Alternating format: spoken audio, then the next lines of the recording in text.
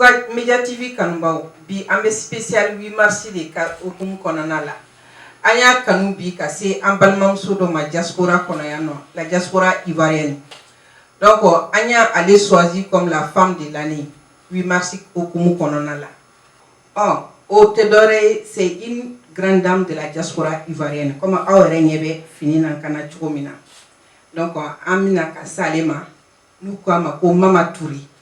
أعوذ بالله من الشيطان الرجيم بسم الله الرحمن الرحيم اللهم صل على سيدنا محمد وعلى آل سيدنا محمد وسلم تسليما كثيرا أمانا فو كلا كويمالو كلا بركة على بركة Nietzsche Bintou Sora, la belle Bintou Sora. Merci. Tu as vu comment tu es belle? Et toi aussi, dans le couleur de la Côte d'Ivoire. Bien sûr.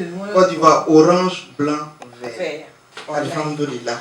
La Côte d'Ivoire et le Mali, nous formons un seul pays. Et puis, ce que tu as Europe et diaspora. Voilà, donc, Nietzsche, Ali Baradje. Donné dans le coup Mama Touré. Mais moi, quand l'on sous le nom de Mama Diva. Mama Diva parce que en 2011, une association a créé une torture au groupe Diva.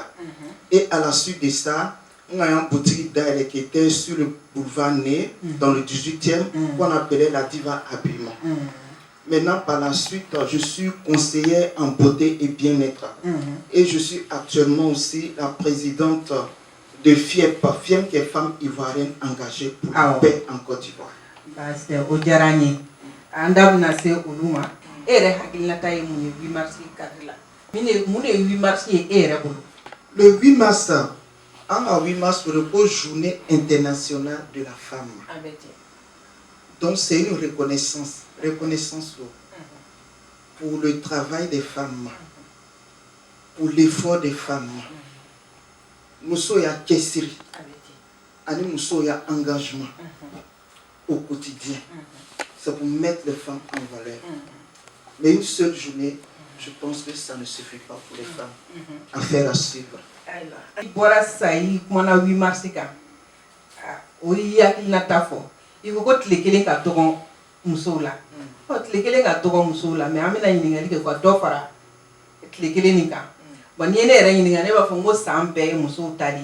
An yɛrɛ de kan ka sanni bɛɛ kan an yɛrɛ ta ye an b'o kɛ cogo min na an yɛrɛ kan ko o ɲɛɲini k'o dɔn parce que c'est que la femme veut Dieu le veut a ma fɔ ten ya ayiwa o kɔfɛ o la an bɛna kuma e yɛrɛ kan sisan san'an bɛ don kuma yɛrɛ bɛɛ la i bɔra sa i y'i présenter i ko ko entreprise b'i bolo cɛ une entrepreneuse i ye présidente d'association ye ayiwa i bɛ se ka dɔɔni fɔ an ɲɛna o fila kan voilà entreprise nin hakilina jumɛn ye bila ka entreprise créer puisque an b'a yan nɔ diaspora kɔnɔna la i yɛrɛ ka entreprise créer a ma nɔgɔn dɛ voilà hakilina jumɛn de ye bila la ne b'a dɔn fana o entreprise kelen nin fana i b'i to o fana la tuguni i tɛ une femme active dans les milieux associatifs aussi i bɛ se ka dɔɔni fɔ an ɲɛna o kan.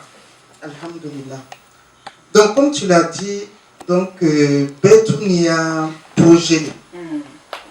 Maintenant au pays déjà, j'avais déjà mon atelier de couture. Donc arrivé ici, ni nana au début français, c'est pas évident. Donc fuyez par dans le quai. Maintenant après, il y a ton destin qui te rattrape. Il y a le destin de rattraper. Donc c'est dans cette optique là que boutique d'ailleurs. Muso ya Fanny, donc j'appelais la Diva Habillement parce que normalement muso yere kan ka tian le wati pe. Ni ka fo ku be jam wo ye file re jai yere. Toi au côté, que l'habit ne fait pas le moine, mais c'est par l'habillement qu'on reconnaît le moine. Donc on a aux sociétés d'ailleurs. Mais en ce moment on donne ton adoro. Donc quand on donne ton adoro, donc je travaillais pas beaucoup, je travaillais à mon propre compte.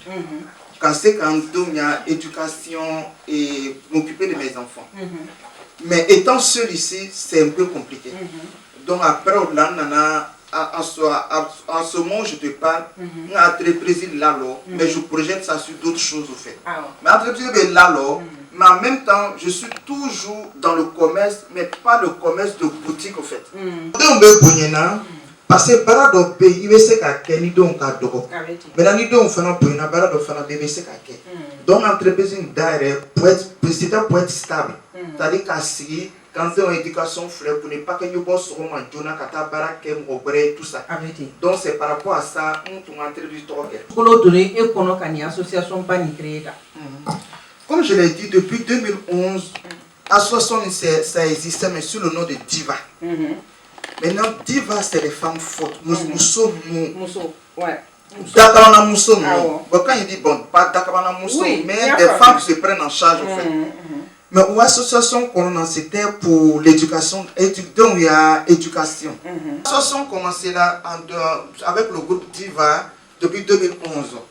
Maintenant, au fil des années, donc, préoccupations n'en a changé. On en a changé.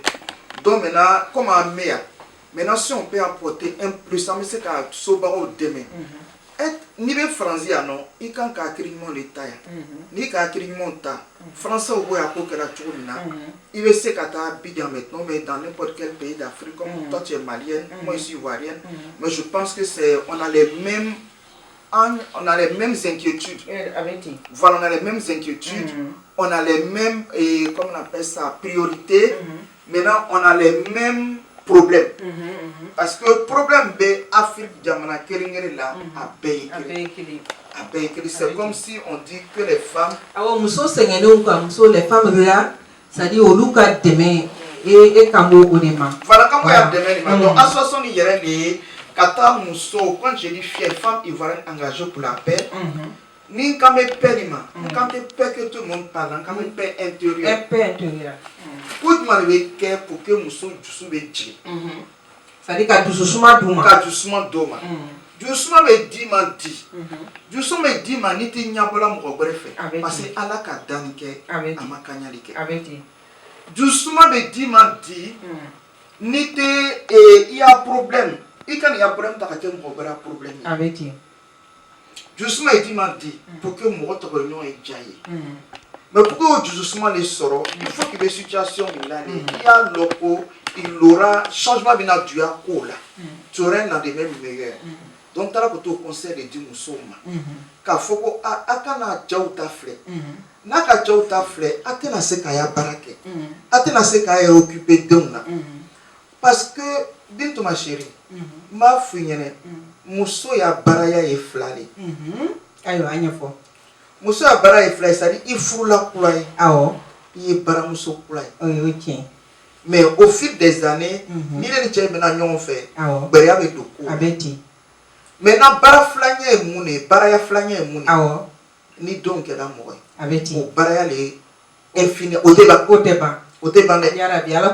Amina. Donc, en tant qu'américain, mousso quand qui tchèque les séries. Qui donne l'âme. Ni qui donne là mon bébé, il veut donner ton avec mon sodo, il est là 600. On va fort. On va donc à venir préparer là. Est-ce qu'on va donc à venir préparer là? On doit venir préparer là. Parce que tu as venir préparer une bonne éducation.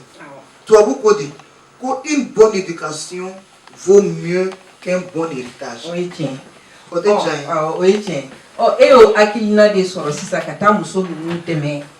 Abidjan non parce que anya ye amuso nous sengé chaman be muso nous na ambaye parce que do yu ka témoignage ke dembakia sengé buka furuso sengé buka et économiquement aussi c'est-à-dire sengé re buka ntuo bela et c'est là qui si to ka fo a sengé be nous na nous do ne muso nyoba ne be Europe ya e willa ka se ka wuli ka hakili soro tukuni ka tlat tukuni ka tay ka tata pendant plusieurs, je pense que ça doit faire un mois. Donc, il y a plusieurs semaines que c'est quand il y a des gens qui ont tout souvent dit, il y a des gens qui ont dit, il y a des gens qui ont dit, et au milieu, sur le tout dit. À la fois. Il y a situation là, et quand à la fois.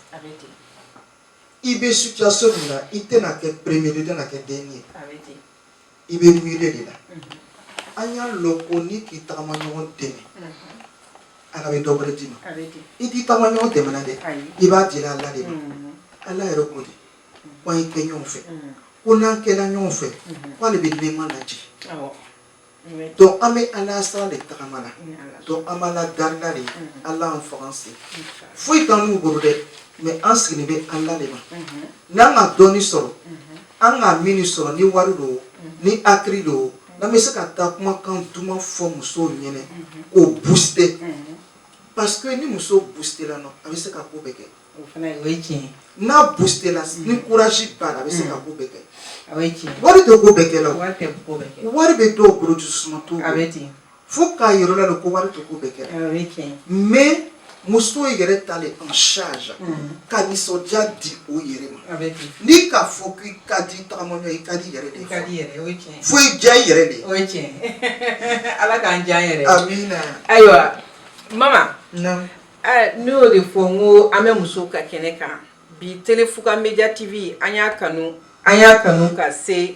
i bara yan nɔ bi an bɛ tele web kan an y'a fɔ ko musoba dɔ bɛ yen nɔ an b'an sɛnsɛn ka se olu ma ayiwa an dun b'an ɲɛ b'a la fana en dehors de ça tu es mère au foyer bon an b'a ye Faransi yan nɔ diaspora kɔnɔ yan que tu sois diaspora muso bɛɛ africaine d'ailleurs musow ka difficulté fɔlɔ o ye denko ye diaspora kɔnɔ yan filanan o ye furuso ye ayiwa e dun sera ka ninnu saba bɛɛ cumuler cogo di ka tila ka éducation ɲɛnama di i denw ma ani hakilina jumɛn bɛ e fana la an n'an bɛ se ka an sara an balimamuso tɔw fana la olu fana bɛ se ka kɛ e ka exemple ɲɔgɔnna ta parce que difficulté bɛ yan dɛ mama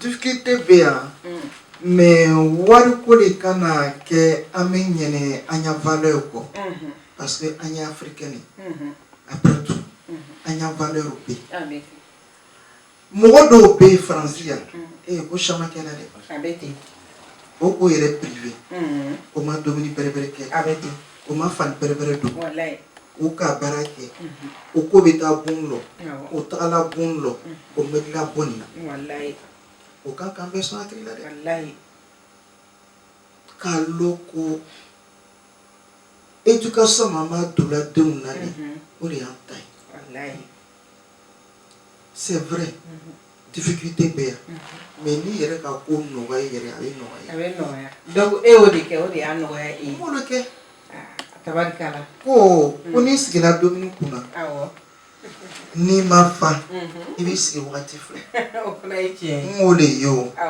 n b'i lɔ o la priorité là c'est mes enfants maintenant après ni denw réussit là an fana bɛ réussir mais ni le ɲɛna ni denw ma ɲɛ baara don dɛ ala kana an Faransi sigi kɛ yarabi ala kana mɔgɔ si ta kɛ sɛgɛn fo muso ye hakili de sɔrɔ ka lɔn ko tɛ ninnu le problème c'est quoi c'est que les gens nos parents ont rencontré en France ici c'est que la majorité o ma taa école la donc o nana min kɛ donc denw tun bɛ nana minnu fɔlɔ ɲɛna o tun b'olu ta c'est ce qui a fait le problème mais an b'a la gari la hali bisa ala ka denw la amina ala ka vraiment ala ka den ninnu lamɔ kosi ɲuman da an ma ayiwa komi n y'a bɔra ka fɔ n ka kuma kɔnɔ y'a dɔn diaspora kɔnɔna la muso n y'o de fɔ musow ka difficulté en dehors de choses foyer yɛrɛ kɔnɔna la an b'a ye divorce ka ca yan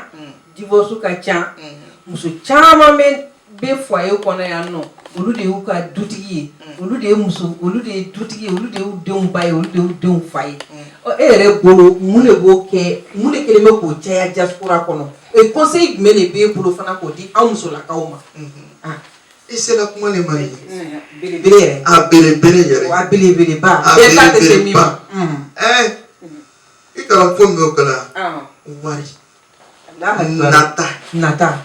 nata ni nata sala kula donc an musow de natalen don muso natali tɛ dɛ ayiwa tu me rassures muso natali tɛ cɛ don musow sɔrɔ fɛn na n'o dɔ kɛla ko min na ka ban a ko tɛ taga ɲɛfɛ a ko tɛ taga ɲɛfɛ o ko nata lo don muso y'a furu na ka tɛmɛ sinon ni muso yɛrɛ parce que sur 100 femmes comme on dit à chaque règle il y a des exceptions. Il faut que muso beka ine, mais dobe muso dola, dobana, mais la majorité, tchaoud. Parce que on dit qui n'est pas convaincu n'est pas convaincant. Ça ne veut pas dire faux. Il est là beaucoup de il veut le faux. Ah donc il est là beaucoup de faux. Ne pas le faux. Parce que ni qui est faux. Maintenant la majorité des cas avec un soro, où muso do fanabini où il est à travers pour toi. Vous voyez? Donc les camins là, à ma connaissance, ne pas le faux. Nous 90% des cas, faut-il pas la tchaoula. Parce que les hommes ont démissionné. Au bana au loro là. Ali de la mola. Ali de la mola, ils ont démissionné. Parce que le problème c'est quoi? Ne pas le faux muso nyano.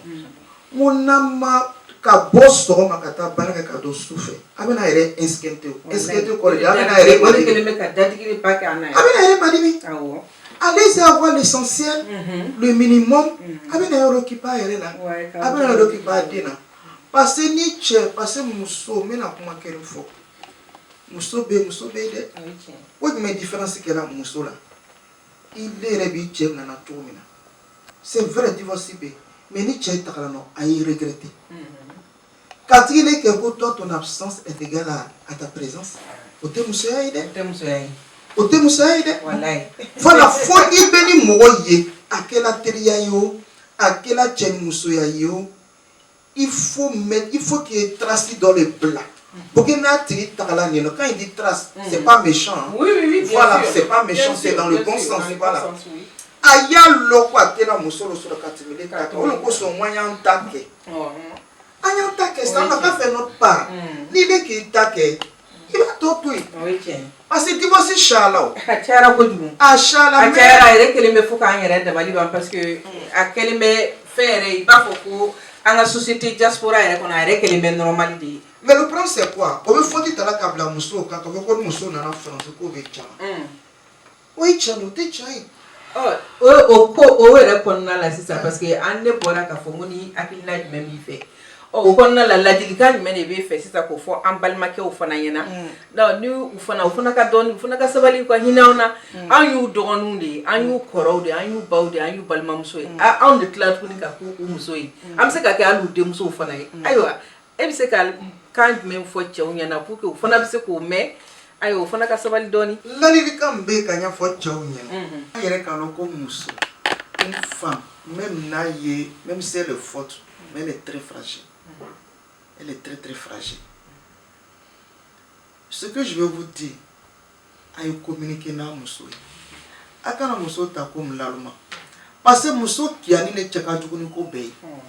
Parce que muso qui a la ni d'après moi ko muso murutini. O le chaka jukuni ko be. Oui tiens. Otea. Ala kana muruti. Ah oh, c'est ça maman. Ame parce que wakati va faire kakuro. Ame nyingali to continuer. Bon maman ne ba e fana e maman e engagé religieusement. Islamia association Mumbe Paria. Islamia conférence pas fait bekia. Un mouvement nous et nit make mo flana ya ajoro la musola. Diaspora konone iteke alabai. Ah ouais, et c'est quand même une force nous besoin tu es entrepreneuse et puis association bibolo et tu es mère au foyer et quand là tu c'est qu'à force sur le qui occupe la communauté là aïe force du manévé et la canique ou bien motivation du manévé il de foyer voilà ni qu'à beaucoup motivation voilà donc la motivation et pas dit ni qu'à quoi être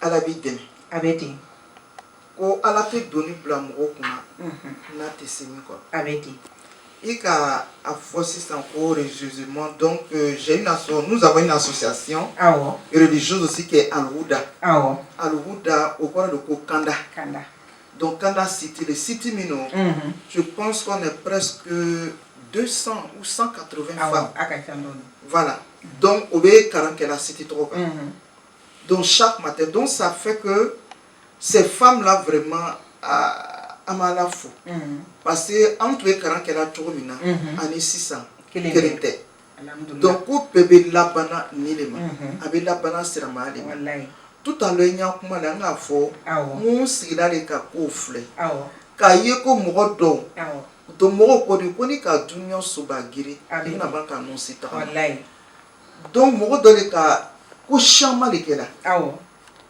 ko chama kela de chama anya be ko la donc maman faut qu'on chaya donc amour de la dondoni à côté des gens amour de la dondoni sramana amour de la dondon kola amala darla alayan deme ka faran dama ka kenya dama anga yere bla ko na association ko na ani entreprise ko nula ala faran dama donc o de islamiyata yoro fanfela o le islamiyata yoro fanfela ba islamiyata yoro ko idile islamiyata ko idile l'amour, la paix, la tolérance. Ou les sramaya yoro.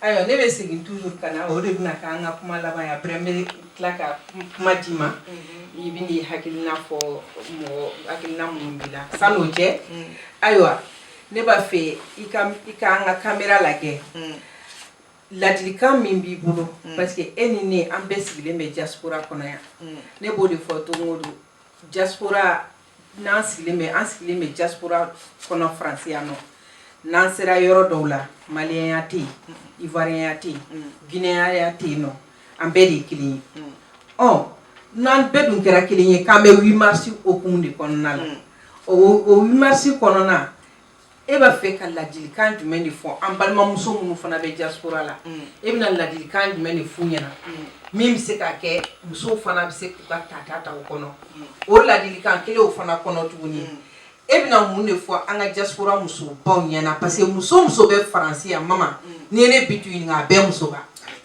mama n'i bɔra sɔgɔmada fɛ ka se métro da la métro bɛ dayɛlɛ i bɛ taa sɔrɔ peut-être i bɛ taa sɔrɔ cɛ 2 b'a la mais muso 10 de jɔlen bɛ métro dayɛlɛli kɔnɔ la 5 heures du matin ayiwa e bɛna mun de fɔ an ka o musoba ninnu ɲɛna k'a f'u ɲɛna ko 8 mars y'an ka don ye mais 8 mars kɔfɛ ladilikan jumɛn fana b'i bolo k'o fɔ muso ninnu ɲɛna n bɛ segin a kan tuguni min bɛ se ka kɛ u b'u ka foyers matarafa u bɛ to u ka foyers kɔnɔ et puis k'u denw ka lamɔ ko ɲuman fɛ richesse foyi tɛ muso la i bɔra k'a fɔ n'a denw tɛ surtout an diaspora muso fɛn fɛn mana kɛ n'i taara an ka tribunal la an denw de bɛ yen i mana taa yɔrɔ yɔrɔ an denw de bɛ yen nɔ bon sisan yɛrɛ an b'a fɔ alhamdulilayi ko caman nɔgɔyara mais faamuyali jumɛn ladilikan jumɛn b'e bolo k'a lase muso ninnu ma alhamdulilayi min fɔ i sɔrɔ i ni ce ale baraji foli diyara n ye pourquoi min fɔ parce que an kana to mɔgɔ ye taga fɔlɔ ka sɔrɔ an m'o fɔ a bɛ ten ne tagala Abidjan n taara n ka conférence kɛ a bɛ ten ala baraka la c'est passé sur les chaînes i kan wari i kan wari kan féliciter bɛɛ t'o kɛra i kan wari kan féliciter a bonyana ma bama weleli fana a diyara ne ye de parce que ne ko mɔgɔ n'i bɛ baara kɛ ala kama e ye min kɛ nin vraiment imagine ninnu hali n'i dusu b'i tigɛ kɔnɔ de walayi a bɛ segin ka n'a nɔ la i ye baara min kɛ les femmes la muso ninnu hali dumuni t'a dɔw bolo mais i ye jigila tugu kuma fɔ donc i ka fɔ ko lalikan bɛ n bolo ka ɲɛfɔ musow ɲɛna déjà 8 mars ko caman bɛ 8 mars kɔnɔ 8 mars a kan ka kɛ musow bolo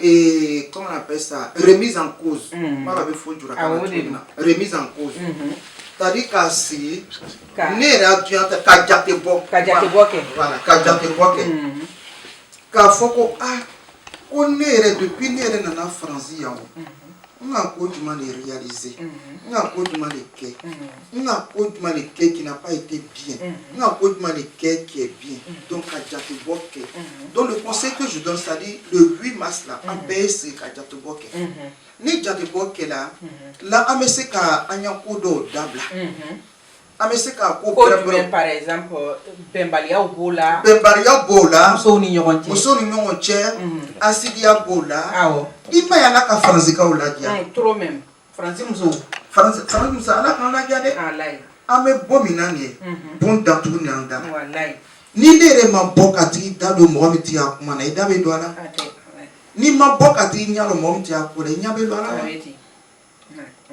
donc kan ka fɔ ko ala k'an ladiya parce que an bɛ bɔ min na bon datugu ni an da la donc an ye se an tagama cogoya la an ye se an kuma cogoya la parce que an n'u kan ka k'an denw ya exemple ye denw kan ka fɔ le ko ça c'est ma maman je suis fier d'elle mais ka taga ye ko muso sigiyɔrɔ tile la a ka gɛlɛ dɛ an kana k'an n'u yɛrɛ kosɔn an y'a k'an denw kosɔn an y'a k'an kow kosɔn an y'a kɛ an minnu bɛ tagama na parce que ni teri maloyala i yɛrɛ de maloya n'i y'a sœur maloya i yɛrɛ de maloya n'i y'a sœur den ma ɲɛ i yɛrɛ de den ma ɲɛ donc il bɛ se ka ko dɔ ye donc bɛɛ tu kɔni ka ne kɔnɔlaw la mun ne fɛ yan ne tɛ sigi k'an sen bila ɲakanabe la donc ça fait que n denw ta kɛ n'o fana taara mɔgɔ fɛ fana o ta kɛ parce que l'éducation d'abord elle cherche soi à la maison n'i ka ko bɛɛ ja don den na du kɔnɔ n'i taara mɔgɔw fɛ yen i bɛ fɛ ka interdit tu ne peux pas interdire i tɛ se puisque chez toi à la maison l'enfant fait tout il faut que donc y'a lɔ que j'ai des limites ni donc k'a limite lɔ a b'a yɛrɛ fɛngɛ c'est-à-dire i bɛ se k'o kɛ dɔ mais n'ala an b'a la yɛrɛ de dari parce que ala bɛ se ka donc fana den tɛ tiɲɛna lajarabili le on a vu des enfants ici ils n'étaient pas bien mais ala ni bamuso y'a ɲuman fɛ au final denw ɲɛna den si tɛ tiɲɛ jusqu'à la fin de ses jours y a pas mais lajarabili le a bɛ se ka kɛ muso ka lajarabili ye ka don den na ka denw kɛ faka mais muso a kana décourager a y'a ladari ala yɛrɛ ko di au 3h du matin n'i taara docteur fɛ ka taa fɔ ko j'ai telle maladie o a tɛ posologie dir'i ma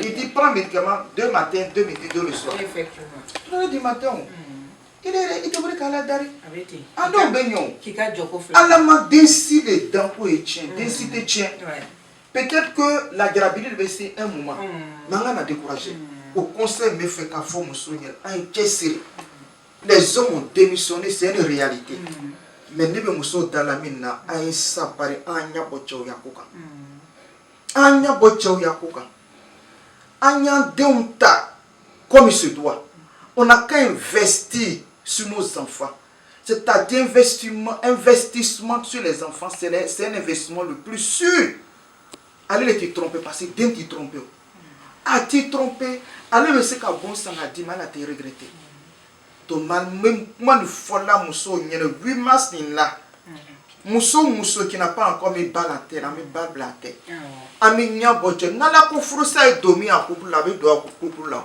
fɛngɛ ko tɛ mais ka taa furu kɛ ko cɛ ye muso danga muso bɛ cɛ danga o furu yɛrɛ n'a pas le droit d'être je le dis franchement parce que ala ma muso si le danko ye taga sɛgɛ furu la ala ma cɛ fana si danko ye taga sɛgɛ furu la parce que cɛ dɔw fana sɛgɛsɛgɛli bɔ a furu la voilà caman bɛ yan olu fana sɛgɛ muso dɔw fana b'o maltraiter la donc vice versa mais quand il arrive au moment où muso ni cɛ bɛ danga don la ɲɔgɔn na i sabali ala yɛrɛ ko furusa ma dɛ mais ka n'a kɛra kɛ danga dɔ ye n'i bɛ danga dɔ la i denw tɛna ɲɛ i bɛ pɛridi cɛ la i bɛ pɛridi denw na a bɛ tɛ furusa ni furu sala o kɔrɔ tɛ kelen ni cɛ bɛ kɛ ennemi ye dɛ a tɛ kɛ ennemi ye dɛ ka taga sigi ka cɛ danga m'o fɔ dɛ n'i ka cɛ danga i denw tɛ ɲɛ i bɛ min kɛ fana ka dɔw kɛ cɛ fana ka dɔw kɛ denw ka dɔw k'i yɛrɛ ka dɔw kɛ bɛɛ lajɛlen tout le monde prend son chemin ala bɛ bɛɛ ta ɲɛ ka bɛɛ ta d'u ma kuma ɲɛna an bɛ 8 mars cadre kun kɔnɔ an kun nana ka spécial 8 mars kɛ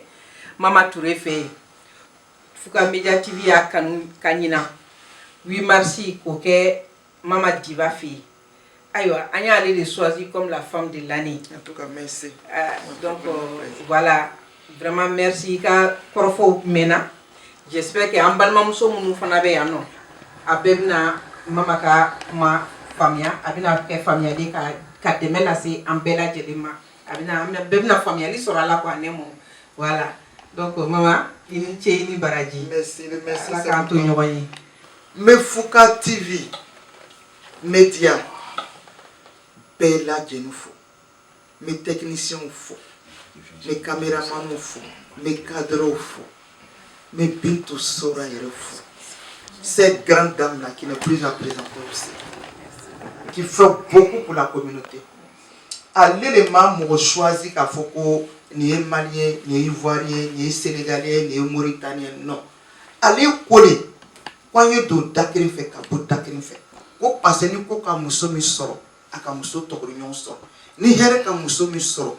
Betou Mousso ben here le nous Mousso kere marola, Mousso ben marola. Donc vraiment, ne fana ba fou. Aniti a triman jala. Folie jarani.